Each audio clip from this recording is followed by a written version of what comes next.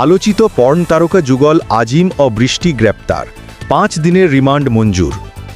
দেশে অবস্থান করে আন্তর্জাতিক পর্ন ইন্ডাস্ট্রিতে যুক্ত থাকার অভিযোগে আলোচিত যুগল মোহাম্মদ আজিম 28 ও নাদিয়া আক্তার বৃষ্টিকে 28 গ্রেপ্তার করেছে পুলিশের অপরাধ তদন্ত বিভাগ সিআইডি। গ্রেপ্তারের পর পর্নোগ্রাফি নিয়ন্ত্রণ আইনের মামলায় তাদের 5 দিনের রিমান্ড মঞ্জুর করেছেন আদালত। সোমবার 20 অক্টোবর 2025 ভোররাতে সিআইডির এলআইসি ও সাইবার পুলিশ সেন্টার ইউনিট বান্দরবানের হাজিপাড়ার বালাঘাটা এলাকা থেকে তাদের গ্রেপ্তার করে।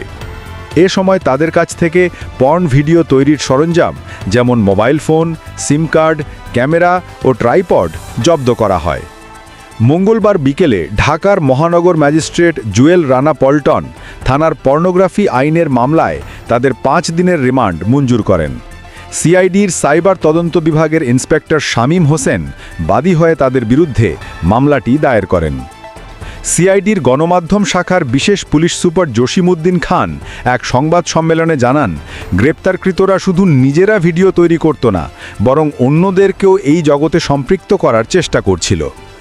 প্রাথমিক জিজ্ঞাসাবাদে জানা যায়, তারা একাধিক আন্তর্জাতিক পর্ন ওয়েবসাইটে ভিডিও আপলোড করত। 2024 সালের মে মাসে আন্তর্জাতিক প্ল্যাটফর্মে তাদের প্রথম ভিডিও প্রকাশের পর 1 বছরে তাদের 112টি ভিডিও প্রায় 2,67 লাখেরও বেশিবার দেখা হয়েছে। তারা বিশ্বব্যাপী পারফর্মারদের মধ্যে শীর্ষস্থানীয়দের মধ্যে ছিল বলেও সিআইডি জানায়। তারা নিজেদের বাংলাদেশের নম্বর 1 মডেল হিসেবে পরিচয় দিত। আজিমের বাড়ি চট্টগ্রামের আনোয়ারা উপজেলার বুরুমছড়া এবং বৃষ্টির বাড়ি মানিকগঞ্জ জেলার হরিরামপুর উপজেলার আন্ধার মানিকগ্রামে।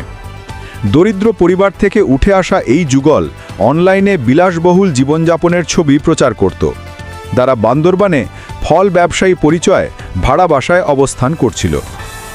পর্নোগ্রাফি নিয়ন্ত্রণ আইন 2012 অনুযায়ী পর্নোগ্রাফি তৈরি, বিতরণ বা সংরক্ষণ ফৌজদারি অপরাধ। এই অপরাধে সর্বোচ্চ 10 বছরের কারাদণ্ড এবং 5 লাখ টাকা পর্যন্ত জরিমানার বিধান রয়েছে। সিআইডি এই যুগলকে রিমান্ডে নিয়ে এই কর্মকাণ্ডে কারো ইন্ধন ছিল কিনা বা এর পেছনে কোনো চক্র জড়িত আছে কিনা সেই বিষয়ে জিজ্ঞাসাবাদ করবে হারুন और রশিদ, দিগন্ত নিউজ।